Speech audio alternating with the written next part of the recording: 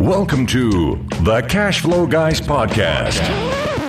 That's right, boys and girls. You know what time it is, and you know where you are. This is Tyler Sheff, and I'm the host of the Cash Flow Guys podcast. And this time, guys, we're going to talk about what doesn't matter instead of what does matter. How about that for a little change in scenery, so to speak? Look at things from a little different perspective, a little different light. And I'm going to get right into it.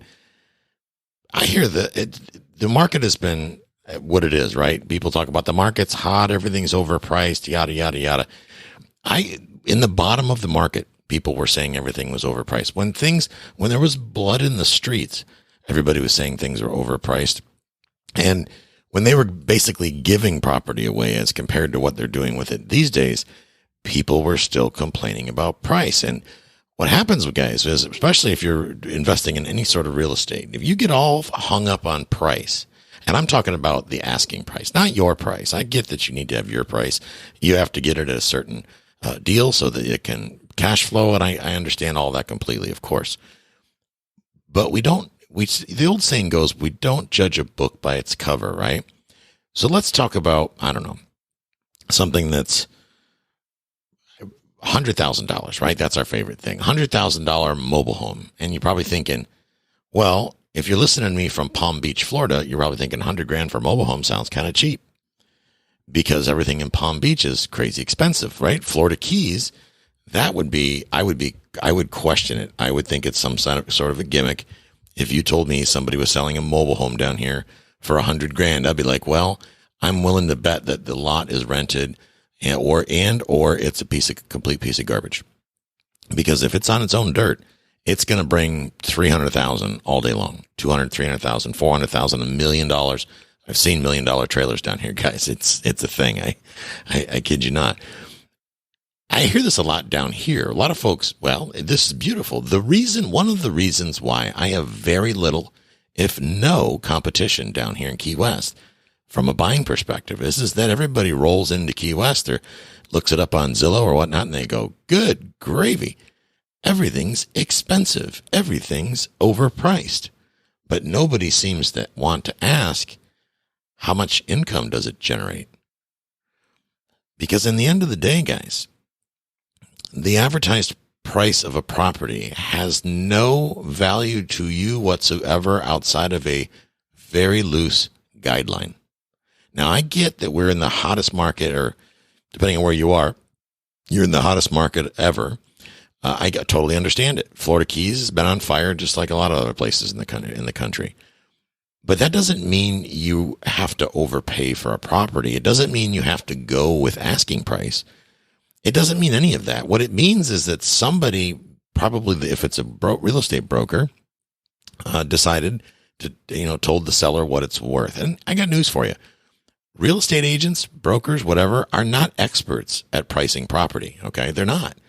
And 9 times out of 10, the realtors go with the price that they think will make their seller say yes to the listing agreement. They want to impress them with the list price, right? And they do this because it makes the sales process easier. They don't actually have to be salespeople. They can just tease the seller into thinking they're going to get a fortune for their property, only to find out that they're not, and they're going to have to do price reductions. Now, recently, the market has been so nuts and people have been in such a demand to buy that they paid these stupid, ridiculous prices that were 50% more than last year in some markets. It's crazy. But don't let price keep you, an advertised price, an asking price, keep you from making an offer. And I see this time and time again. People are like, oh, man, I wish I would have bought that 10 years ago. Why didn't you? Well, the usual excuse is I don't have any money or I didn't have the money. Well, that's garbage. You can get the money. You just raise the money, right? That's totally doable. I'm doing it myself. If I can do it, anybody can do it. But that's not it. It was overpriced. And then the seller's going to get mad at me, or the broker's going to get mad at me, or the wholesaler's not going to send me any more deals if I make an offer. And then I want to talk about lowball. Where'd that come from? Because here's the thing. If the property is priced such that it will never cash flow on its best day, and it's clearly an income property. Okay. Now, here's the thing. If it's a house, that homeowner, they can ask whatever they want. And for that matter, any seller can ask whatever they want. It's an asking price. It's a way to start. It's like, would you like to go to the dance? Hell no, you troll. Get off my porch. It's it's just an offer. It's an invitation to start a conversation. Okay. It's an invitation to start a conversation. And you basically pick up the phone and you talk to people. Hey, John, I see you're asking 1.2 for that duplex over there. I'm sure it's gorgeous. No, it's a train wreck. Needs a septic system. That back half of it burned down. Oh, well, is it currently rented? It is, actually. It rents for $23,000 a month. Now, let me ask you, is the $1 million duplex a good deal if it makes $20,000 a month in income? I'd say you're damn skippy. It does. It is. It makes that's a home run deal. I'd be all over that.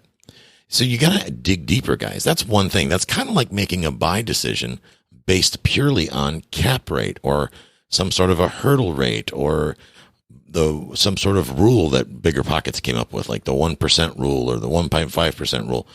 These are just guidelines. These are not absolutes. They're not end all be alls. It doesn't say if it's a 7 cap, it's always a good deal, because you got to ask yourself, what type of property is it? Where does its income generate from? Same thing with IRR, right? People make purchases or investment decisions based on a projected IRR. Well, get this. The syndicators, when they project an IRR, they're pulling it out of their backside. I'm telling you that right now, because first of all, if they're doing it correctly, they are including the exit, right? The sale of the property. Well, do you think that's a known figure, or do you think it's a guesstimate? Or we'll give them a benefit of the doubt and say it's an estimate. It's based in nothing, guys. You go to any licensed real estate appraiser and ask them what something will sell for 5 years from now. They'll be like, dude, I have no idea. I mean, there's no possible way to project that. So you can't get hung up on one single metric, and price is one of them. Okay. You can find something that's $1 million a duplex. The next question, and I said it before, I'm going to say it again. The next question you need to ask is, that's cool. How much income does it generate? If the answer is not acceptable, the next thing you have to think to yourself is, how can I change that? Because here's the thing. Let's say that it's in a hot rental market. For example, let's say we had a duplex that somebody's selling here in Key West, and they're asking $1 million for it. And the reason why they're offering $1 million for it is because they use the square foot method, which is one method. It's not the end all be all. It doesn't necessarily mean much, in my opinion. It's one of many metrics to look at, right? It's a calculation on a spreadsheet or in a calculator. But let's say they're looking at price per square foot, and they're running sold properties in the neighborhood. And every property in the neighborhood sells at X amount per square foot. And they're going to take that square foot of that duplex and multiply it by whatever that price per square foot is. And zippity blam, you got $1 million. Well, what does that mean? That means that's their opinion of value, and they're entitled to guess. I mean, that's what everybody does. Does any seller or any real estate broker list a property and if he can be absolutely certain what somebody will pay whom they haven't met, don't yet know? There's no way possible to forecast that. You can come up with some general guidelines of what you think it might do, but you're probably not going to be very accurate. It's a guesstimate, isn't it? Just like IRR. It's a guesstimate. So what is the real thing, right? And we all do this reaction. Every one of us has this reaction. I have this reaction sometimes.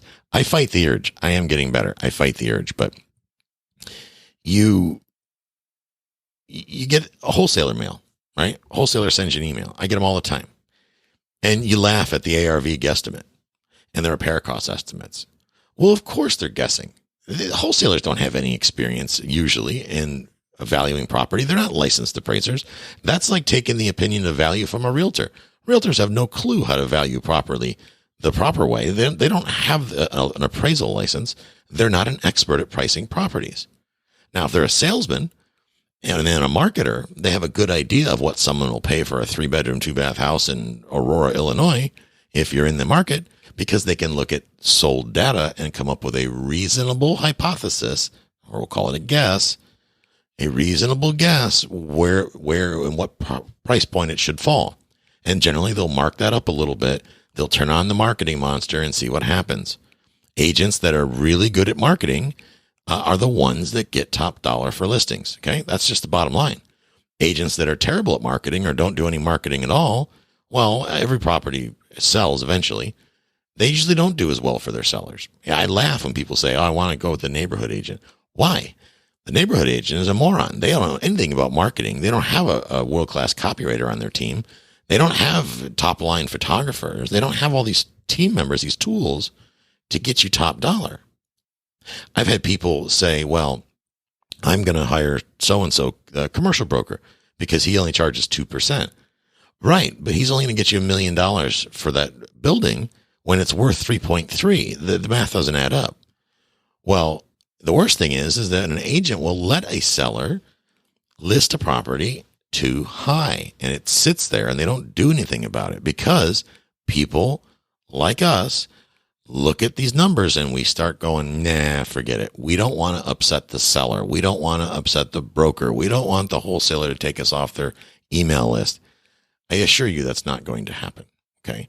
You make the offer anyway. As a realtor, I make offers for my clients on a regular basis without I don't worry about it. It doesn't matter because if the seller gets offended or the broker gets offended, then they're in the wrong business. Okay. That's just how it works. We're usually buying income property, which means the property needs to generate a return for the investor or there's no sense in buying it. They're not buying it because it's cool to own $1 million duplex. They're buying it because that bad boy will cash flow $20,000 a month. That's why they're buying it. So when you get to this point, and it's going to happen to you probably this week, this month, if you're out looking around and you're flipping through Zillow on your lunch break or you're on Facebook Marketplace or whatever you're doing, you're going to see everything be overpriced, right? Everything be overpriced. You're also going to you're hearing right now a whole bunch of hoo-ha about inflation. The cost of everything is going up. Inflation, inflation, inflation. Well, you know who the inflation doesn't really impact as much? People that make plenty of money. Okay. I don't really give two rats asses if the price of gas is $1.50 or $3.50 or $4.50. Cause like right now in Key West, I think it's like $4.25, whatever. I don't care. Right. I'm not on a fixed income. I'm not on Social Security or something. Thank God. And I have plenty of income to pay my bills and live a comfortable life. So I don't worry about things like that because life's too short, guys. It's just too short to panic about things that you, first of all, have no control over, like inflation. So here's the thing. If you're concerned that the price on Amazon of everything on Amazon has gone up considerably, quit doing the retail therapy on your lunch break. Quit buying all the crap on Amazon. Now, right now I'm preaching to myself because I buy a lot of books and stuff on Amazon. I'm a book hoarder. I love books. I just can't stop buying books and I read them all. But that's a story for another day. But we really can't get too wrapped up in that. We got to fight that urge, guys. We got to put it aside and instead focus on what's important. And what's important is talking to the seller and finding out, or whoever's selling the property, the broker, whatever it may be, finding out if they've got a pain point. Okay. Finding out what's going on. I don't care if you're buying mobile home parks, apartment buildings, single family houses, trailer parks. Doesn't matter. Storage facilities. Everything's overpriced, right? We know that everything's overpriced, so we can stop saying it now. Okay. That's kind of like Donald Trump is a jerk and Joe Biden is an old moron. We all know that. So for us to continue talking about it is kind of a waste of time, right? It's just kind of a waste of time. It really is. So we need to figure out how much this thing, will bring in an income or does bring in an income, probably is where you'd start, and then go from there. And that means you got to roll up your sleeves and you got to get dirty. Okay. I'm doing that right now. I'm looking at properties and I'm looking at one that's $7 million. I'm looking at another one that's $12 million. And of course, $14 million rather. And at first glance, it's like, good night. $14 million. This thing's 12 units, but it's short-term rental. And the kind of money this thing brings in is crazy. And that's before we go in there and do our magic. These things are performing like gangbusters already. And they are not operating at firing on all cylinders, which is, I find it fascinating. That creates so much opportunity. I see mixed use properties, which is something else that we invest in. Mixed use properties. What does that mean? That means retail properties. That means storefronts. That means restaurants and bars and nightclubs and venues and places like that. Entertainment venues. Guys, there is so much money in that stuff. It's crazy. And you know what?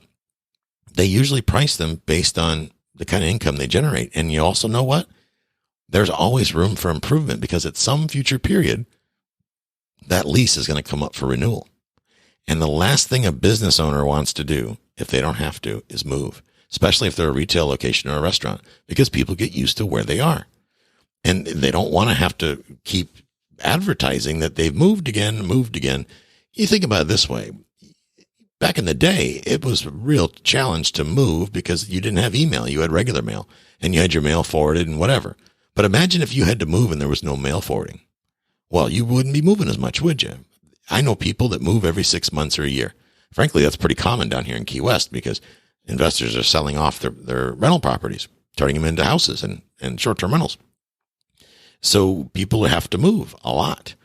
It's a pain point. I just moved. I can't stand moving. I moved to Key Largo from the RV, in the RV, and then we moved out of the RV, sold the RV in Key Largo, moved to Key West, and now we're in Key West. And guess what? Our first lease here was only 6 months, so we had to move out of the place we were in that we absolutely loved, and we miss it. Oh my God, it was an old town. Gorgeous. But now we're over in the golf course, Key West Golf Club. So that required we had to move again. And good gravy, there's a 2-story townhome. So there's stairs. I hate climbing stairs, especially with big boxes of books, but it happens. It sucks. So imagine if you're a business owner and all your customers are showing up and handing you debit cards and cash. They know where you are, right? The Uber drivers all know how to get to your place. The cabs know how to get there. The food delivery people, they know where to show up. It's a very painful thing for a business to have to move from its physical brick and mortar location. So think about that. It's far less painful for a residential person to move these days because half the people don't even get mail at their house anymore. I use a mail forwarder. I don't get mail at my house at all. I use a mail forwarder in town in Key West, right down the road from us here. And I do that because, in Key West, I don't know if the seller is going to renew the lease in a year. And I may wind up buying a property in a year if I find an opportunity that makes sense. Who knows, right? Lots of different things going on. But I'll tell you what I don't do is I don't stop looking at something because of price. I put the blinders on. I don't care. I'm going to tell you a short story. One of my students in the Inner Circle group is going through right now. And she's a go-getter. She's a machine. She's out there. She's buying and developing RV parks. So she's looking at a piece of land in Florida. And it's in a kind of a remote location. And, it's 20 acres, I believe it is, 25 acres, something like that. Not a huge piece of land, but big enough, right? And she's going to put a little RV park in there, one of those, what do you call them? Like self-check-in type thing. She's smart and she's savvy and she'll crush it, no doubt. But the seller, his asking price is $1.5 million for 20 acres. Now, if you're in New York City, that's a gift, right? 1.5 for 20 acres that's almost unbelievable in New York City. But in rural Central Florida, that's crazy because it's zoned agricultural, first of all. So there's a whole lot of development that has to happen and whatnot. The moral of the story is the guy's not going to get anywhere near $1.5 million for it. So there's no reason to even fixate on it, right? Nothing. Don't even worry about it. So the seller, of course, he said he'd consider seller financing it or possibly doing some sort of a creative acquisition, a lease purchase or lease option or something like that. But he wants a massive, like 500,000, 750, some crazy number like that down payment or option consideration. Well, so the next question, because she's smart, she asks, what are you going to do with that money? Well, I'm going to buy my daughter a house and I'm going to help my friend get caught up on his bills and I'm going to take a trip and I'm going to do all this stuff, right? He's basically going to be like the fairy godmother of Central Florida and take care of all these people with her money. Well, guess what? That ain't going to happen, bucko, because the dog doesn't hunt. That acreage is worth maybe $100,000, $150,000 on a good day. That's a big maybe. I'll give it the benefit of the doubt and go $100,000 for sure. 150 probably be a stretch. But again, guys, the value of land depends on what you're going to do with the property, right?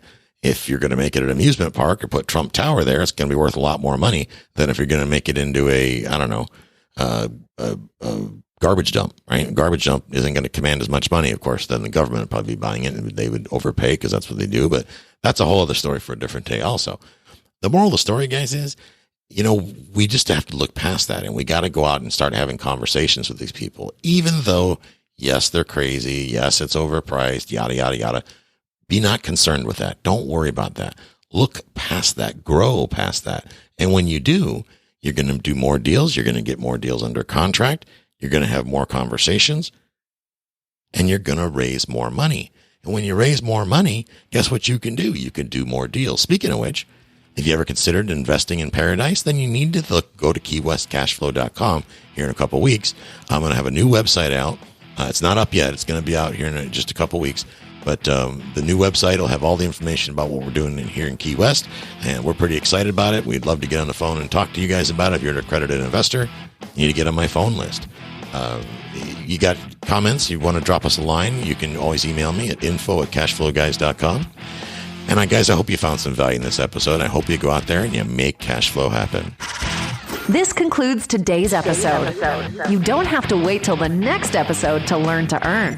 Head over to cashflowguys.com and contact Tyler and his team for more powerful tips and ideas, so you can start generating multiple streams of income and escape the rat race.